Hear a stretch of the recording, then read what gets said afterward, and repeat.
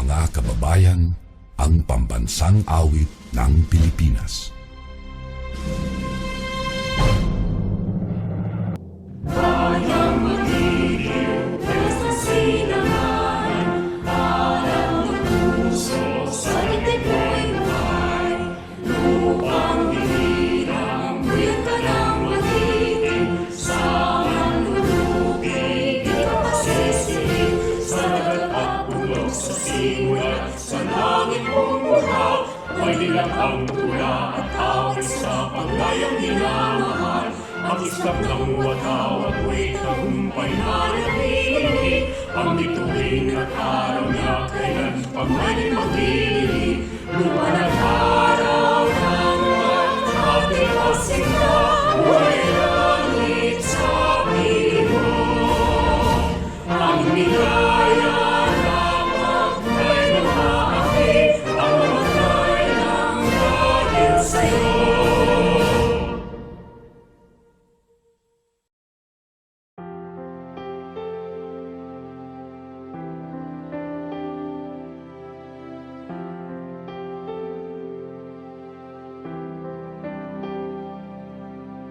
Il Signore mi rende uno strumento della vostra pace. Lord, make me an instrument of your peace. Dove c'è Dio, lasciarlo seminare l'amore. Where there is hatred, let me sow love. Dove c'è ferita, There is injury, perdono. Dove c'è dubbio, where there is doubt, fede. Dove c'è disperazione, despair. sperare. Dove c'è resa, illuminarsi. Dove c'è la tristezza,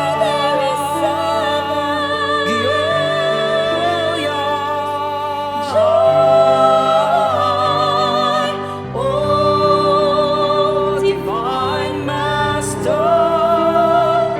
grant that I may not so much seek To be consoled as to console. to be understood as to understand. To be loved as to love. As to love, for it is in giving that we receive. It is in pardoning that we are pardoned. It is in dying that we are born again. It is in dying that we are born again. It is in dying that we are born again to eternal Il Signore mi rende uno strumento della vostra pace. Lord, Il Signore make me an instrument of your peace.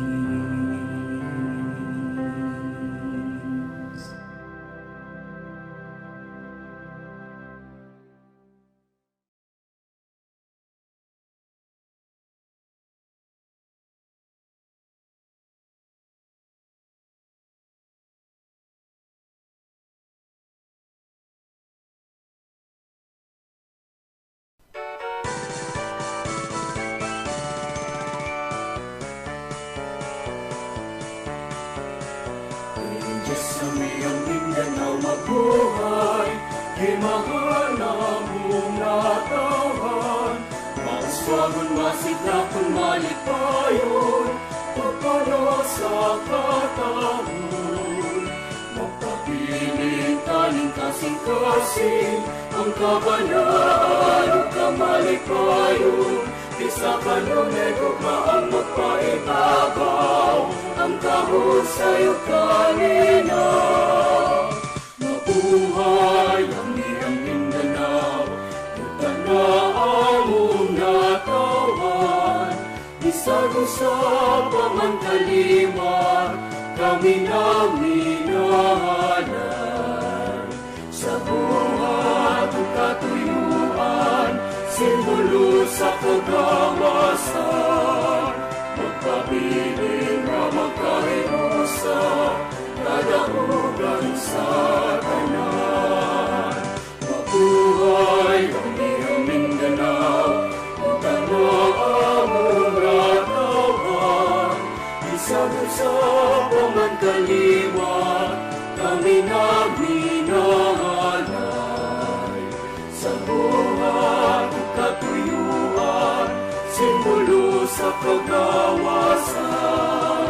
Magpabiling na magkahirusa, kadaugan sa tanan. Magpabiling na magkahirusa, kadaugan sa tanan.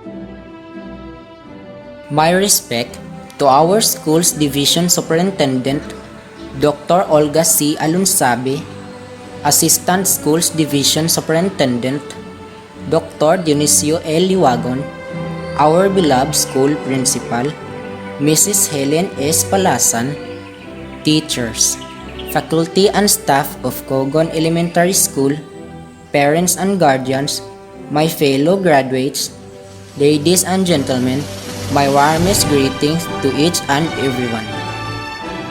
Today marks the 54th commencement exercises of Cogon Elementary School, and once more, a fresh new batch of completers will be sent off its portals to start a new chapter in their academic lives. Our hearts are overwhelming with joy and satisfaction for now. We have attained the glory to one of our aspirations in life, our graduation day. Today is the culmination of the 6 years of struggle in our elementary years. In this very momentous event, we, the graduating class of this school year 2020-2021, are indeed very eager and very happy to receive the symbols of our accomplishments, the fruit of our sacrifices during our 6 years of stay under the roof of our alma mater. These years that we have stayed beneath its wings is something worthwhile to remember. Worthwhile in the sense that it had provided us the basic knowledge and wisdom that serve as our weapon to combat life challenges, most especially in the next step of our educational endeavor. By this that we have gained, it is therefore fitting and proper that we pledge allegiance, hoping that through God's blessings and guidance, we will return to its folds, bringing the fame and glory that it deserves. Even though this is a tough year for all of us because of the pandemic we are facing right now, our mode of education switched to modular learning from a regular face-to-face class. We have difficulty in adjusting in the new scheme of learning because there is really a big difference between studying at home and in school. But still, we managed to surpass this and graduate as this year's theme is strengthening quality education amid COVID-19 pandemic. Reminds us that despite the unusual way of having our education, we should not let this pandemic stop us from attaining quality education. It should not be a hindrance to our dreams and ambitions in life, but rather a tool for us to become a stronger and well-equipped individual. For all of this, we were molded to become useful and upright citizens, change our bad attitudes to desirable ones, equipped with knowledge to help us to be ready to tackle our high school life. For this, we commend our teachers whose untiring efforts molded us into what we are now. To our parents and guardians, we thank you for your affection and support. Thank you so much for the encouragement to study harder until we reach our goals in life. Most of all, thank you, dear God, for all the blessings. On behalf of the graduates batch 2020-2021, I welcome you all on this memorable occasion. May God and His wisdom guides us and bless us.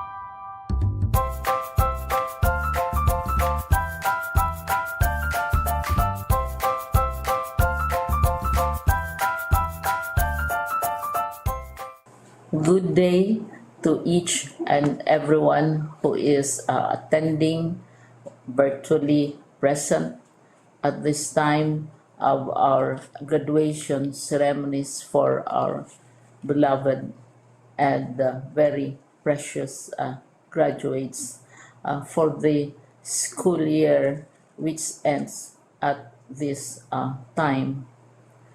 First of all, I'd like to greet the parents and family members without whose sacrifices, whose reminders, and whose participation in the learning process for our graduates have resulted in this culmination program. This year, your role has changed drastically, where we've always thought, we've always believed that the matter of educating our children rests nearly exclusively on our teachers and our staff. This time, you parents, you family members, you who are in the households of our learners have expanded your role and contributed to this wonderful day wherein finally, our learners are graduating in this culmination exercise. So congratulations, because this year has not been very easy, has not been a picnic for our teachers, for our family members, as well, especially the parents, mothers, fathers, sisters, brothers, and all who have contributed to the achievement of our learners at this time. So, maraming salamat at congratulations, parents and family members. Mas malaki ang role ninyo at this time compared to earlier graduation exercises. Secondly, I would also like to greet our teachers, without whose very careful review and careful supervision of the work of our pupils and our learners, this event would not be taking place at all. And so thank you, teachers. Your role has also expanded, in addition to seeing to it that the modules are faithfully followed, the assignments are correctly implemented, and the learners are truly learning. And you have had to deal with new ways of assessing the performance also of the learners. So congratulations, teachers, for enduring, for your patience, for your love for our learners, and your willingness to engage in a way and methods of teaching which are different from those which are used to. Assessment must have been especially difficult for you, especially since you were not able to see most of the time our students in face-to-face meetings, and most of the meetings, of course, were virtual. We'd also like to thank the local government units for their interest, for their cooperation, and for their continuing contributions to the needs of education, even as our children do not go to school. Your donations of material as well as financial resources at this time are most welcome, and your advice has been taken seriously not only by our teachers, by our school officials, but also by our officials in the Department of Education. We continually talk with local government units, especially in times of disaster, in times of great need for classrooms, for space, and for responses to unforeseen emergencies. Thank you, local government units. But of course, most of the congratulatory greetings fall on the deserving graduate. Each and every one of you is truly special. You are different from the other graduates who have passed through the portals of your school. You went to school practically without seeing your teachers, if at all. You went to school with your parents, your mothers, and your fathers hovering over your shoulders and seeing to it that you are able to complete your assignments. You are completing your studies at a time when examinations and assessments are different.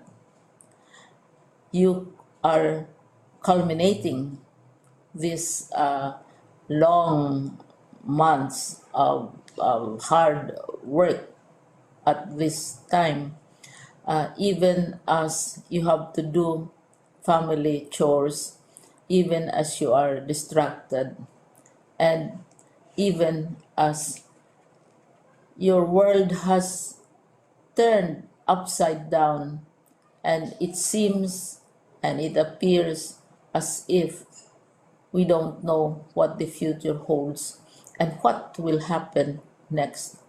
But you have persevered, and now you are ready to graduate. And therefore, you deserve each and every bit of congratulations from us in the Department of Education, from your parents and family members, your teachers, from the officials in local government, as well as in the parent teachers associations. You deserve each and every single congratulatory pat on your back, each hug virtually, of course, and each greeting, which I am sure you are also receiving virtually. I don't know if you will remember this event many, many years from now. I have tried to recall myself who our graduation speaker was when I finished high school and when I finished my college studies. All I remember is that the graduation speaker was someone important, someone who was invited because that someone is supposed to give a message. What was more important to us graduates at that time was the excitement of the celebrations, the happiness and the joy of our parents, the sadness of parting from our classmates and from our teachers, and the enjoyment of all the graduation events that usually take place come commencement day. When I was a college student, we had a series of events which were designed to embed in our minds, which were designed to help us remember and not forget our days in college. We would spend one whole day going around the campus, visiting the classrooms, saying goodbye to our teachers, and sharing memories. We would have bonfires to say goodbye to each other. We had baccalaureate services where we committed ourselves to God and we prayed for guidance when we go out into the world. So many celebrations, and the speaker, of course, is the least important and easily forgotten component of the graduation exercise. Nonetheless, I will exert all efforts to share with you what I see are things or issues which a graduate should remember, and recall. I have said that you are very special. You are very different. You are pioneering. There has been no other class like your class. There has been no other graduate like you as a graduating student, because you are the very first graduate of the blended learning response to education in the Philippines. And so you ask yourself, what awaits you in the world outside? You can either work, because the kind of curriculum you survived and underwent as a student will enable you to go to work if you wish to go to work.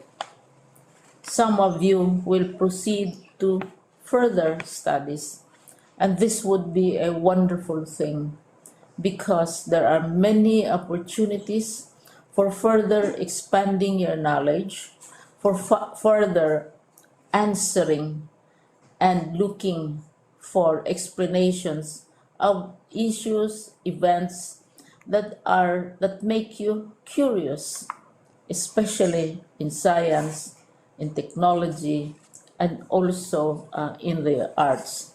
So you can work, you can go to further studies, and perhaps some of you will settle down, hopefully not too soon, so you can pursue what you really want to do.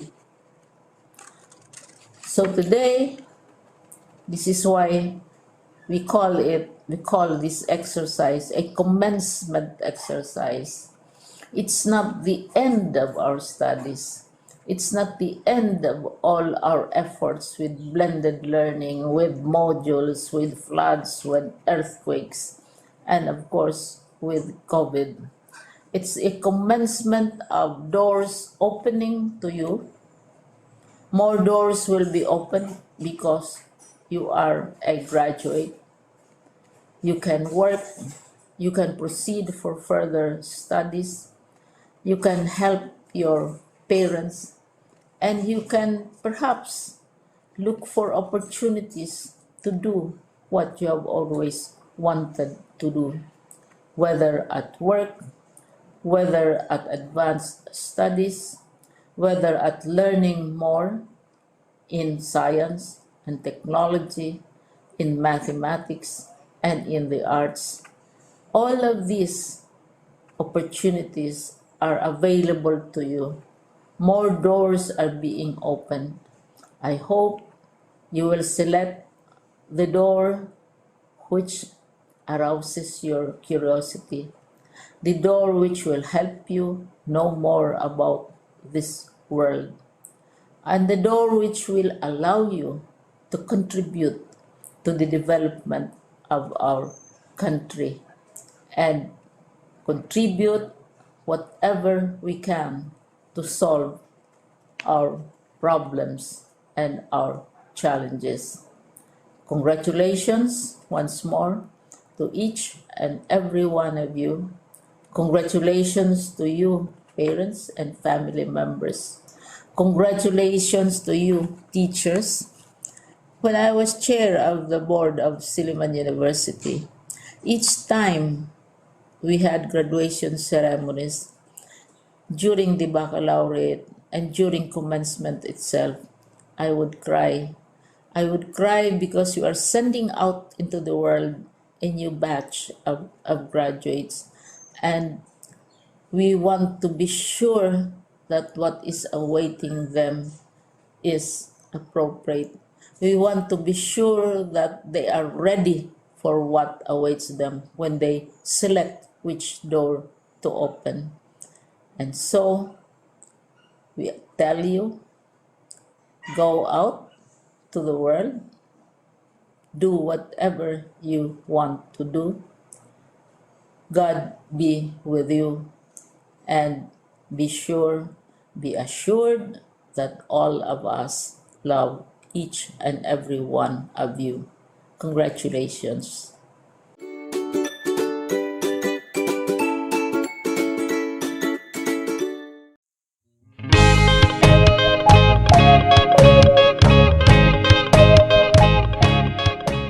Isang maalab at matagumpay na araw po sa ating lahat.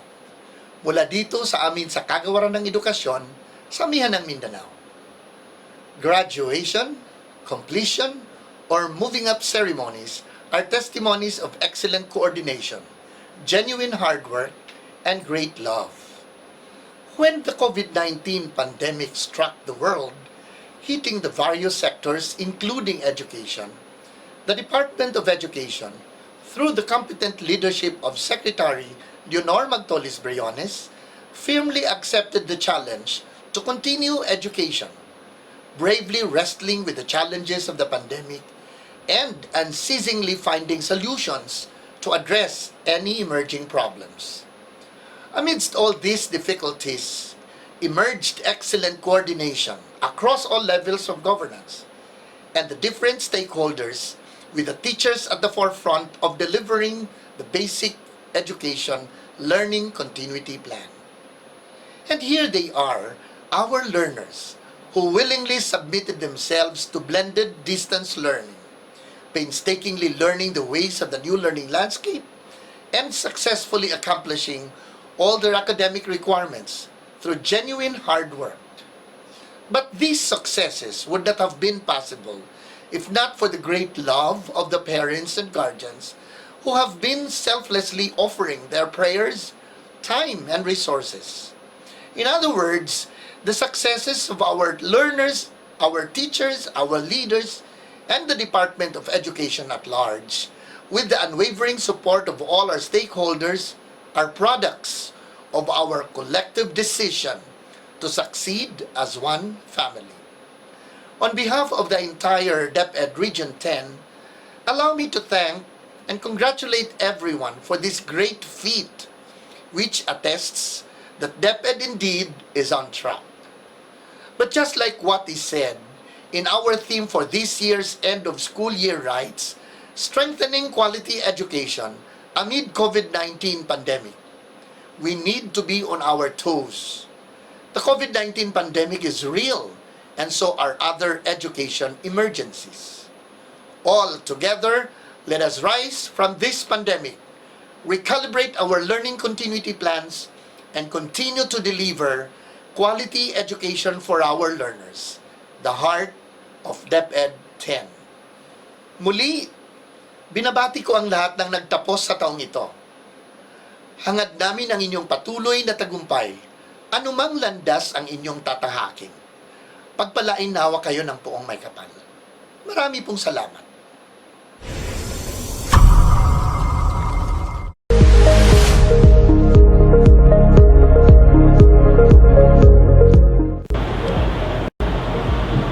Good day. My utmost respect to our active and dynamic School Division Superintendent Dr. Olga C. Alonsabi, CC, and to our newly installed young and vibrant Assistant School Division Superintendent Junicio Liwagon Jr., CC.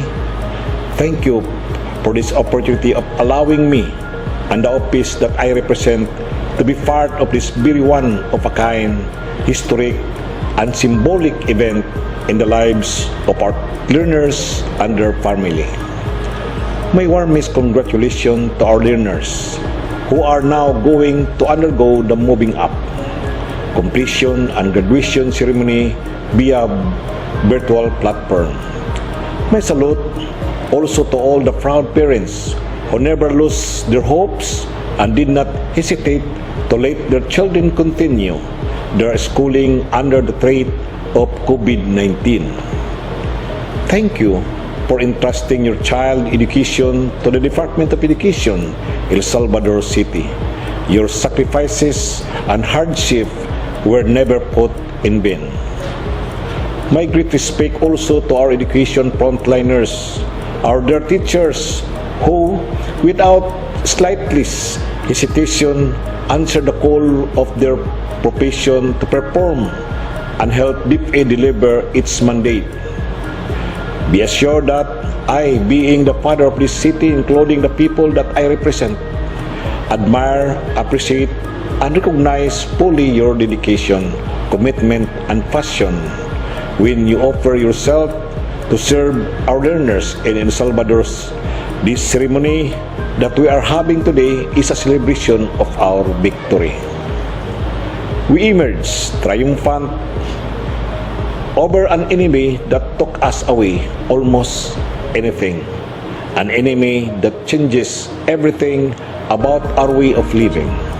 But our great desire for learning and love of our education pull us up, and with everyone's united effort, we are now here celebrating with this year's theme, Kalidad ng Edukasyon, lalong patatagin sa gitna ng pandemya, strengthening the quality of education amid the COVID-19 pandemic.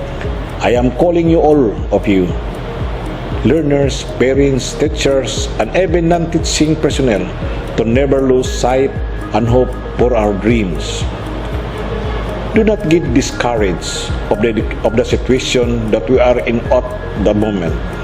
Continue to aspire, continue to believe that no matter what challenges and obstacle we will face, we will all together see our dear El Salvador prosper in the field of education, that we will someday be able to return, if not all but to many of the things that we will use the power of education to free us from distress. Let's use the same education to bring us all together in unity as we continue to live and seek a better tomorrow. Once again, thank you and good day. My warm greetings and congratulations to all our El Salvador City Gems who just completed and graduated in this time of pandemic. The school year 2020-2021 is such a memorable school year for all of us in the Department of Education.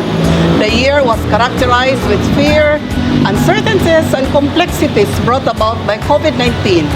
Amidst all the odds, our very own and passionate DepEd Secretary Leonor Magtulis Briones stood up to push for the opening of the school year. Her strong leadership propelled our Regional Director Arturo B. Bayocot and the people in El Salvador City, led by Mayor Edgar Lignes, to effectively implement the Learning Continuity Plan. This plan served as a guide to all the school heads, teachers, and even your parents as we cross the river of challenges from the start of classes to this day, your completion ceremony. Reaching this day is something to celebrate. A celebration of life, of success. Your success, together with all other completers in both private and public schools in the country, is a manifestation that we can surpass all the challenges we met day after day. The sacrifices of your teachers, your parents, and all the family members who help you in many ways are paid off. You have also proven to yourself that you are capable of learning even outside the school, instead in the comfort of your respective homes. May you recognize the lessons that COVID-19 gives, that education is not always associated with schools. Although the self-learning modules along with the performance tasks prepared by the Department of Education, it is you who translated it into learning. With your diligence and determination, you were able to acquire knowledge, skills, attitudes, and habits necessary to make you become a lifelong learner. This is something that the pandemic taught you, to become an independent learner with the guidance and assistance of your parents and family members. Treasure the moment when you were taught by your papa and mama, for surely what they taught are not just the content of the module, but also the lessons for the heart. Love, care, and hope, among others. These are lessons which cannot be learned by reading, but learned through the examples of your parents they unconsciously showed to you. Thus, today, celebrate your success. as an independent learner, for we don't know what will happen in the next school years as you enter the next years. Whatever it will be inspired by your DepEd Secretary that education must continue. You just have to recognize that you have surpassed a year, even without the classroom with a teacher at your side, but their presence can be felt through your parents at home. All of this can be possible as we equip you with the skills to grow, educate, and manage yourself. A way to become an independent, lifelong learner. A way to polish you to become a true gem of your parents and of the city of El Salvador. Congratulations, and may you recognize that there is a wide road ahead of you. God bless you. On this one of the joyous and memorable and worth celebrating events of our school year, I wish to express my warmest greetings and felicitations to our graduating learners, school leaders, teachers, and personnel for this school year 2020-2021 commencement exercise.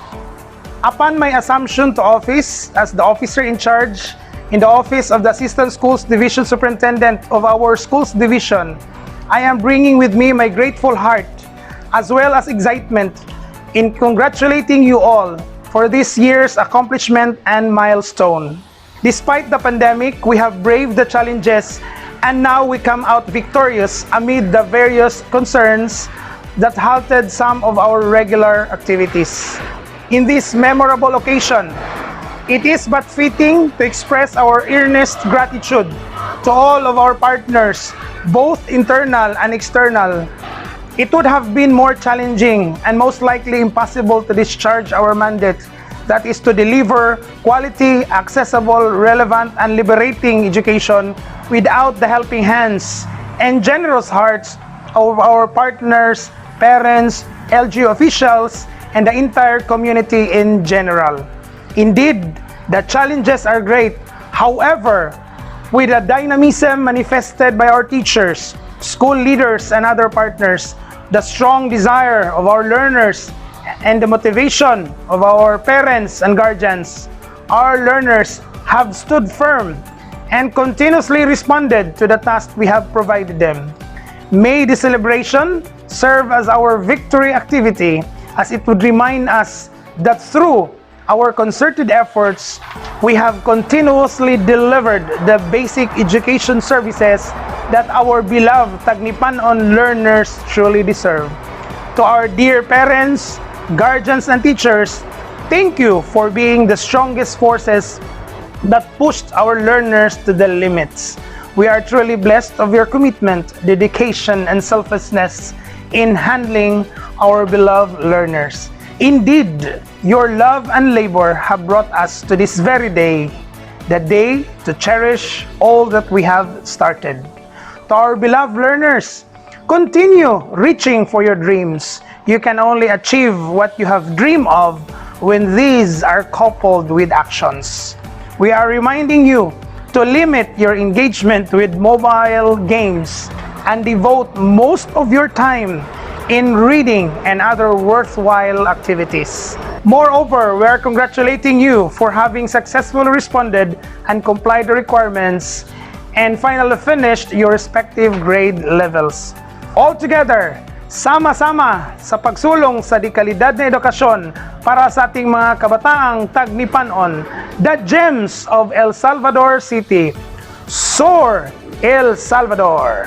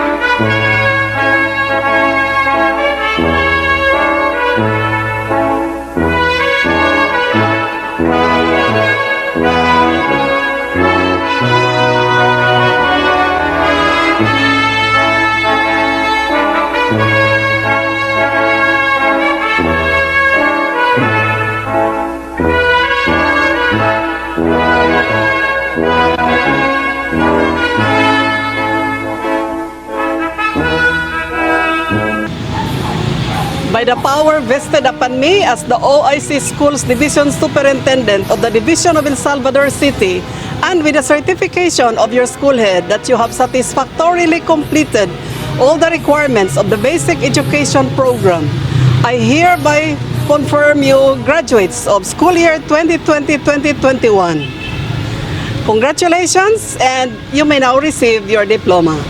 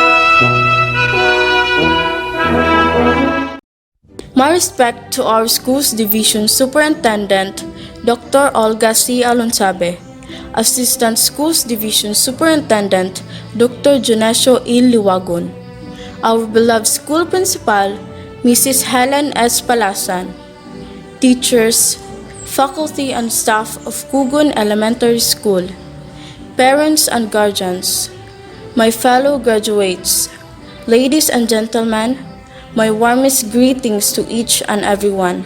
In the midst of the situation we are confronting right now, the fight against COVID-19, I am glad that we have come to this momentous event of our life, our graduation day.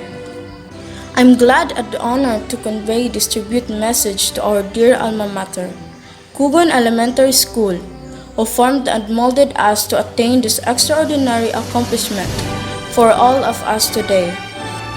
I know that you are all excited for today's graduation because it is the ideal opportunity to collect the rewards for all of our hard work.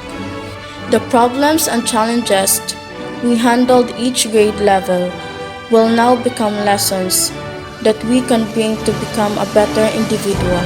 Graduation isn't the end, rather a start of another part of our life, preparing for new challenges that we are going to face as we welcome our junior years.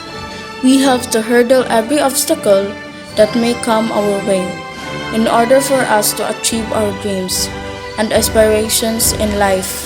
Ladies and gentlemen, to our adored teachers who taught us numerous lessons in life, despite the fact that you are no longer with us, still, the memories we shared will forever last. With all appreciation, we bid you farewell, with all the wishes and hopes for your prosperity. Genuinely, real heroes do not wear capes, they teach. Now, my fellow graduates, our elementary years are over. As we leave the portals of our dear alma mater, we should be reminded of this year's theme, strengthening quality education amid COVID-19 pandemic. As we adhere to this year's graduation theme, we need to look forward to attain quality education despite the COVID-19 pandemic. Let us remember that no matter how difficult life is, just bear in mind that the challenges we are going to face will help us become stronger, bolder, and determined to achieve whatever we want to achieve. Please do not let these challenges be a hindrance to our success. Just think that these are needed to help us build our character. A character who can face all the difficulties that may come in our way. Lastly, let us grab this opportunity to thank our dear parents, our guardians who are always at our side to support and encourage us. We must appreciate all the things that they have given to us, especially their love and care. We should thank them for striving hard to send us to school. We should remember that without them, we are not here. I think the time has come to say my farewell, leaving you this message that do not let COVID-19 stop you from dreaming. Just continue to reach your goals, believe in yourself, and everything is possible. Thank you so much, Cogon Elementary School. May God bless us all.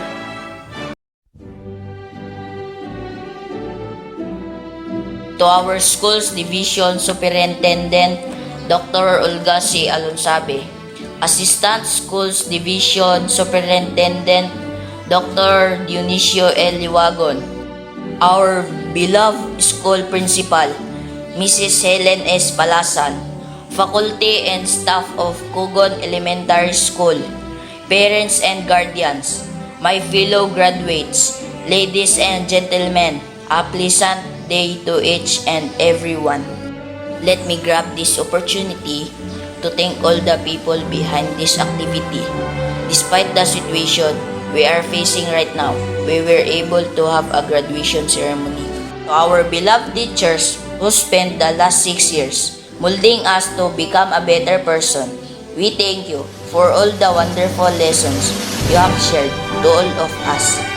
To our parents who never failed to support and encourage us, we are not here without your love and sacrifices.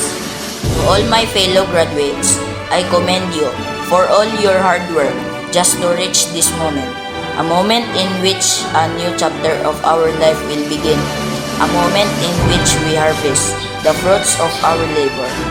As graduates, do not think that learning will stop here. Consider this graduation day as a gateway to a higher level of learning. Continue to reach your aspirations and goals in life and never stop from dreaming.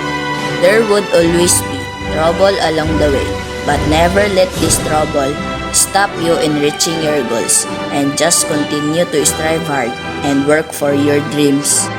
Lastly, we should always remember our graduation theme this year, strengthening quality education amid COVID-19 pandemic, in which it tells us that we need to continue to look forward for quality education despite the COVID-19 pandemic. Let us always be eager to learn and motivated to reach our hopes and dreams in life.